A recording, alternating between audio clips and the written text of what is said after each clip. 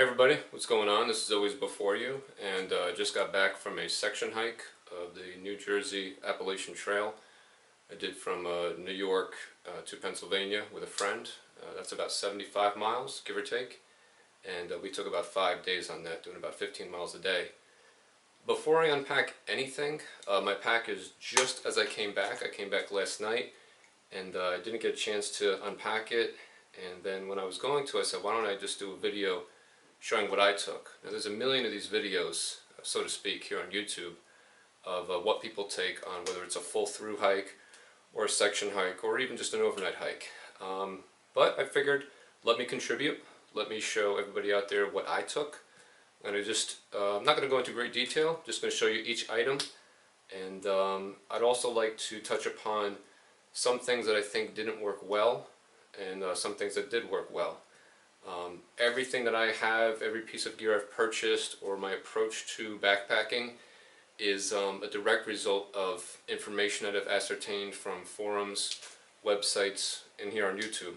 So, that's how I learned, and, every time I go on a trip, or every time I poke around, I find out something new. So, perhaps something that I have, or something that I've done, or maybe some of the comments that I can provide on this might be useful to you, depending on what you're doing out there in the field. So let me show you what I took here. Alright everybody, so the first thing you could see, this pack right here is by a company called ULA, and I actually have a kind of a review of it as one of my other videos. You're going to see cats going back and forth as I do this probably. They like to hang out and supervise. But this is the ULA Circuit, and I absolutely love this pack, and I also highly recommend this pack. Anything from just an overnight trip upwards of, well, I can't say a through hike because I've never done it, but I know a lot of people do use this. In our section hike through New Jersey, this was the most popular pack. We happen to see a lot of people going northbound. We happen to be going southbound, but a lot of people going northbound, and I'd say my friend and I probably counted maybe 10 to 12 people with ULA packs. They're exceedingly popular on a trail for good reason. They strike the right mix of durability, lightweight, and features. Right? There are lighter packs, there are more durable packs, there's more feature-laden packs, but this, for a lot of people, they realize it is the perfect marriage of those three things. This pack right here is 2 pounds 6 ounces. I have it in a medium configuration. I don't worry about it in any sense of the word in terms of going against brush or having to be delicate with it. Never crosses my mind. There's no flimsy materials on here, and yet it comes in at probably half the weight of some of your popular packs if you go to like an REI or any of the big name brand outfitters. Right? So this is a really, really great pack. I can tell you a little bit more about it in my other video, and there's quite a few videos here on YouTube on the ULA Circuit, but it's a phenomenal pack. One of the things you see on the circuit, and now I'll try to speed up a little bit, some of the features, you have this option for water bottle holders in front that comes on the pack. You don't have to use them, you can take them off if you like. I like it. The Appalachian Trail is not necessarily a place where you need to have a ton of water. It's quite accessible. I've also used this out west though, in some very dry, arid environments, and you could really, really load up the water. So as you see on front here, I have 2 20-ounce bottles. In the sides, I have 1 liter smart water bottles, and if I so chose, I could go 2 deep. So you could actually do 1, 2, 3, 4, 2 on the other side, and if you want to, you could even put full liters in front.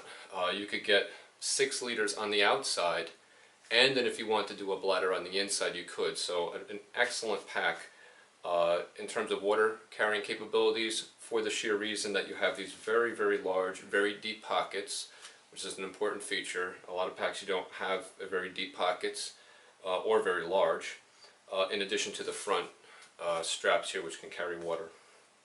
So take out my smart waters, take these off. Another thing about these obviously is what it allows you to do is quick access to your water while you're hiking, but you're not sipping very hot water. I did that once on my previous pack. I had the little bladder in back, and it really was kind of disgusting to sip water that was you know, as you're hiking, you're really heating it up, and it just wasn't very nice. This water here is going to be the same as ambient temperature, but the water that's in contact with your back in a bladder is going to be higher, and it's just not something that's very nice when you're really thirsty to sip hot water. So I like this. I don't have to stop. I don't have to try to reach around and jimmy something. I have water that's going to be no hotter than air temperature, quickly accessible. Very important thing to me, and you'll see I kind of harp on that as I go over this pack here, and the contents of it is I like having functional, fast accessibility. I don't like having to dig for things. I don't like having to squirm around. I like everything to have a place and for it to be very logical. Great, so let's get these guys off here. Let's start with the pockets. Huge pockets. Let's see here. I'm just going to go over real quick here everything that I have. I know there's people that go a lot lighter, there's people that go a lot heavier. I'm just showing you what I have. Gorilla tape, aka duct tape. I just have it around a old defunct credit card. Rubber band. Not necessary at all, just nostalgic. I have an old Boy Scout compass. I was in the Scouts. I am an Eagle Scout, for whatever that's worth. Actually, what am I saying? It's worth a lot. I'm very proud of that. Plastic Ziploc bags. I always carry a couple of these to I find uses for them out on the trail, just to have a place to put something. Purell, a little small 1 ounce thing of Purell sanitizer, very important, not just for the hands. We found on our section hike, we just did this in the first, second week of June, really perspiring, and my friend and I were really getting funky out there, which you're going to on a long hike, particularly if you're taking a through hike. And you can try to bathe as best you can, but we found that one of the great ways to mitigate it was to put on Purell, not only on our hands, but on our underarms. I don't know what better way to say it, but genital, private area, or whatever. It kills germs. So basically any place that you're going to have germs forming, also the feet, basically places where you have jock itch, athlete's foot, things bringing to your mouth, you want to kill the germs, and this is a great way of doing it. The point there is it's not just for the hands. These are just earbuds. Because I snore, I had those for my friend. I have a little thing of pepper spray here. I don't know, it's just kind of a safety thing. I'm not sure who or what I would ever use it on, but just have it. Carabiner. A lighter, a little Bic lighter. Very useful. I like to have a good set of tweezers. Operative word here is a good set of tweezers. We had a number of ticks out there. I found 2 of the very small deer ticks on me. Those are the ones that carry Lyme's disease. And any tick you want to grab as close to the head as possible. The deer ticks are so tiny, it's hard even sometimes to tell with the naked eye if it's a tick and not just some little tiny freckle. A good pair of tweezers where the blades meet perfectly and precisely at a very fine point is pretty much the only thing that's going to allow you to grasp the head of a tick accurately and pull it out to minimize the chance of you squishing its guts and pushing all that into you. Right? So spend a couple bucks. This one's made by Uncle Bill's. It's called the Silver Gripper. I want to say it's $5 or $6, but the whole point of this and how they market it is being a very accurate, very detailed set of tweezers. That's important. You are going to get ticks out there. That's going to happen. At least for my, well, I guess that depends where you are in the country. New Jersey, plenty of ticks, baby. Plenty of ticks. This side here, I have 2 extra batteries for my camera / camcorder, which is what I'm filming on right now, and I have 3 AAAs. Those are from my headlamps. This is kind of my battery compartment area, and that camera that I'm filming on right now would be in here. I take a lot of pictures, I take a lot of video, and again, this is all just what's important to you. For me on the trail, I like having absolute immediate access to my camera in the chance that I see something phenomenal. There's a small population of, say, bobcats in New Jersey. Seeing one is like seeing Sasquatch, whatever. It's like they're there, you'll hear about them, but nobody really ever sees them. What if I were to come across one, right? You don't want to miss that opportunity going into your pack, fumbling to try to find your camera. The animal's not going to wait. and this is true wherever you are in the country, if you see something in the wild, usually it's a very fleeting moment. The ability for you, if you're into photography, if you're into getting a picture, the ability for you to get an image of that thing, to capture a very memorable moment, if it's wildlife, is going to be, you're just going to have a second.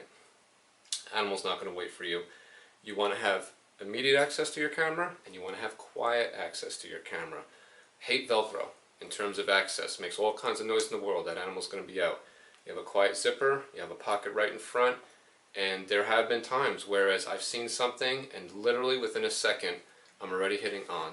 Camera's out and I could be on it, focusing maybe 3 seconds after I see it, literally. So if you're into, I don't want to say photography because what I'm filming on is a point and shoot with an extended zoom, which is very important when you're out there in the wild. This is a 16x zoom. A lot of them, this camera's like 3 or 4 years old. Now you have a lot higher zooms. But, so it's not really photography, it's more point and shoot. And I know I'm going off on a tangent here, but again, these are just the things that I do. Maybe you're into it as well. This is a great solution. This pack is a great solution.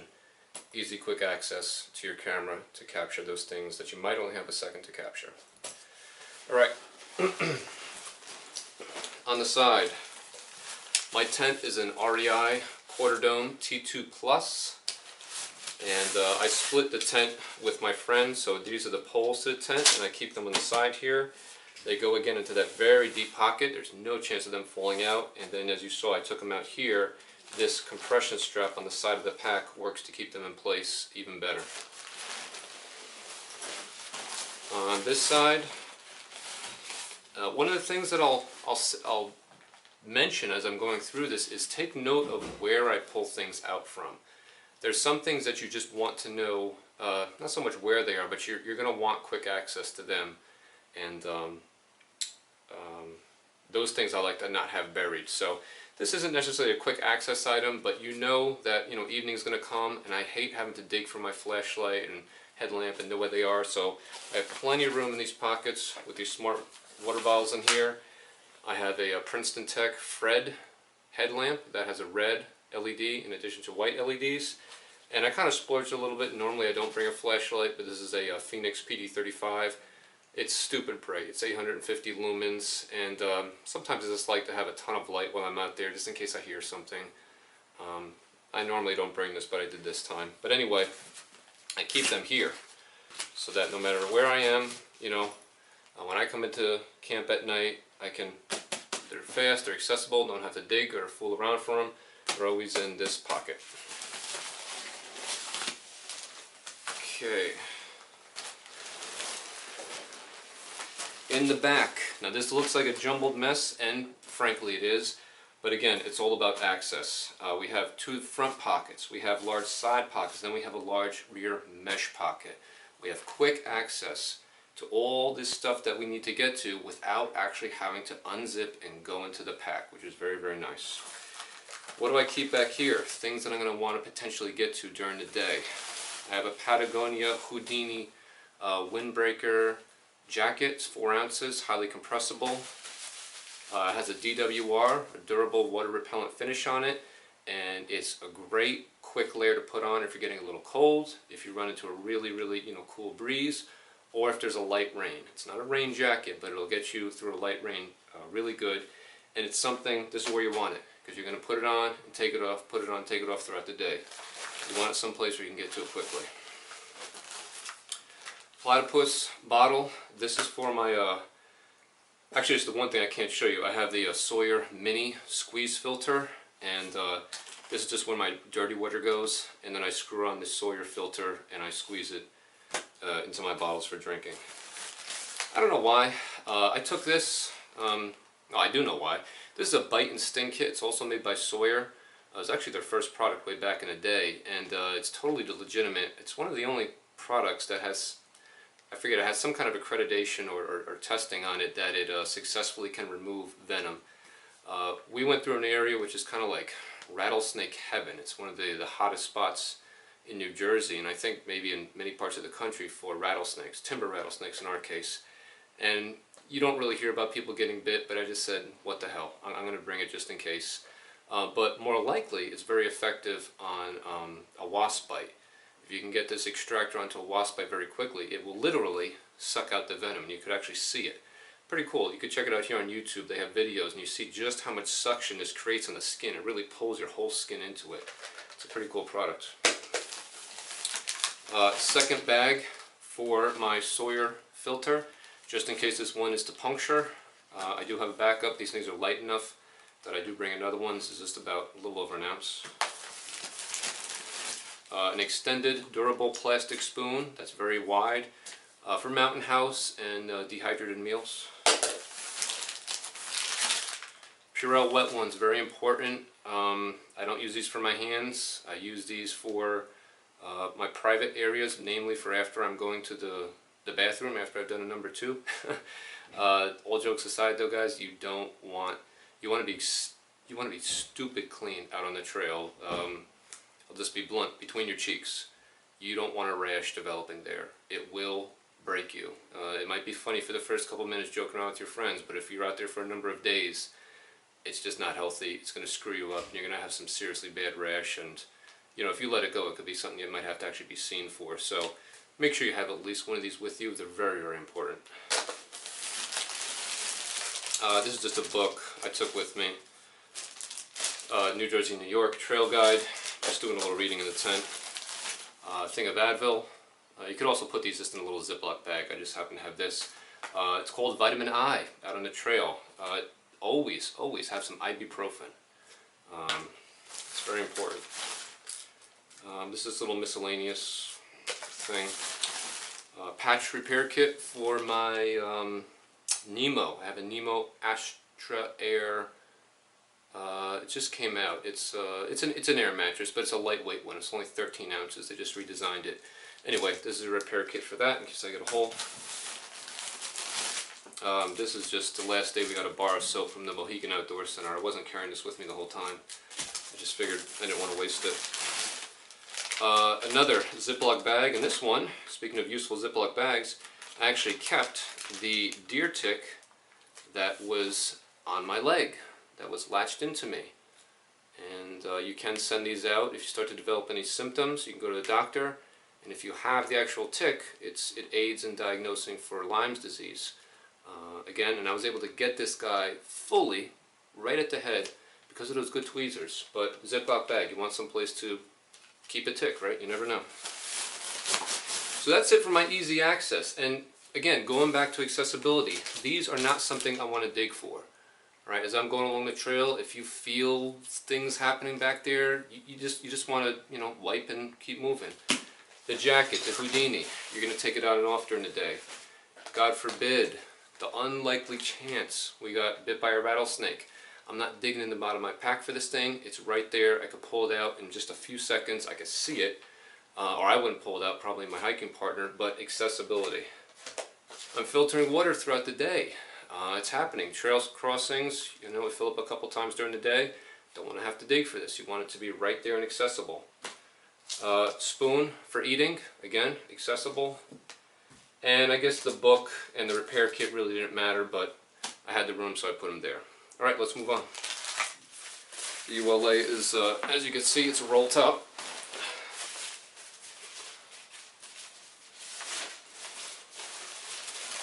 Okay, right here on top, accessibility. Dry Ducks ultralight rain jacket. They have a lot of different models, but this is their ultralight one. The pants and the jacket, of which I do have both, I think together weigh 12 ounces, something like that, for both of them. So not very durable. It is something you're going to go through, but it's also not that much. I think it's $30 for the pair, but very lightweight, and lightweight is important to me. On top of my pack, so I can get to it if it starts raining quickly, and I don't have it inside my compactor bag. This is to keep the contents of my pack waterproof, because it doesn't need to be. It's a rain jacket, it's going to get wet. Compactor bag, aka a very, very durable plastic bag. It is not a trash bag. Don't try to use a trash bag. It's not going to work. You're going to get holes in it. Compactor bag, it's been around, this idea has been around for a very long time. Again, just something that I picked up going to forums and stuff like that. Use it as a liner inside your pack. Keep the contents inside absolutely dry.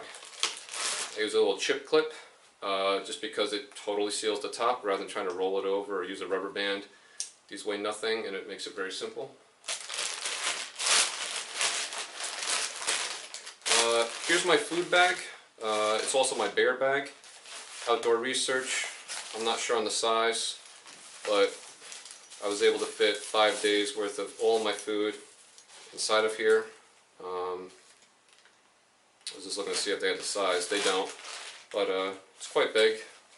It is waterproof, roll top, carabiners attached, and my string just goes through this. Throw it over a tree, loft it into the air, keep it away from bears and other animals. Still have some food in there. Here's my rain pants. I guess I could have had these on top too, but I had them near the top. That's the other part of that dry duck setup. Something you definitely want towards the top. Again, you never know when the urge might strike. A little bit of toilet paper, kind of have like a half a roll and a quarter roll in here. In a plastic bag, of course. My cooking system, I always want to go to an alcohol or an SBIT system, and every time I fire up the Jetboil, I just say, how am I going to go away from that? If I feel like having a hot drink, I could be having it in 60 seconds. If I'm cooking and it is a deluge outside, SBIT kind of stinks. Alcohol is very susceptible to the wind. I know you have windscreens and everything else, but I want to get on board, but I'm having a hard time. This is the Jetboil, the titanium system. It's a brick as compared to alcohol stoves, but in terms of functionality, speed, reliability, wind is not a factor. It's really, really, really awesome. So I just love this thing, Jetboil titanium. And I'm sure you guys have seen these, but it's all inclusive. Here's the fuel, here's the stove or the burner, and there's like a bowl built into the bottom, and the cozy on the side.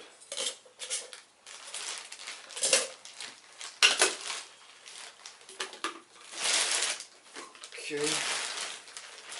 Just shirt. My shirts are all wool. I like all wool shirts. I first tried out with the synthetic shirts, and they reek. Hey, your mileage might vary, but I sweat a lot. I think more than most people. And I could stink very, very quickly. And if you're going to be on the trail for a few days, if you're not going to be showering for a few days, of course you're going to smell. That's a given, but you want to mitigate it as much as you can. You don't want to harbor any more bacteria growth than you have to.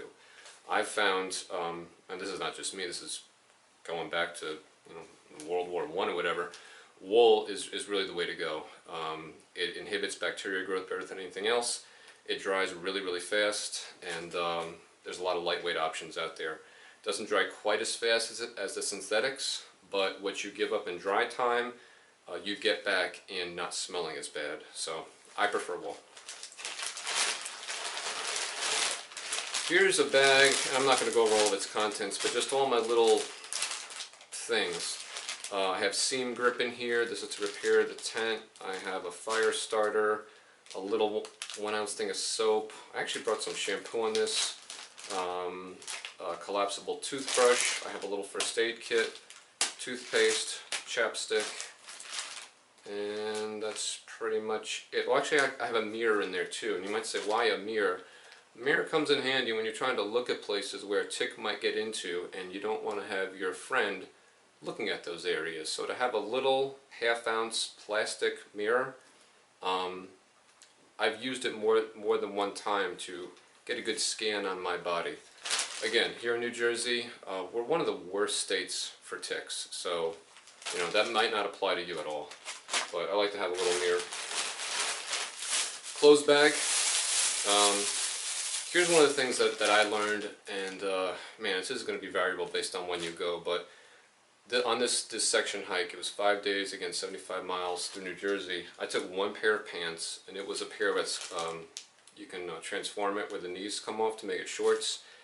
I only took one pair. I was like, I'm going to go light, I'm going to go hardcore, I'm not bringing anything secondary.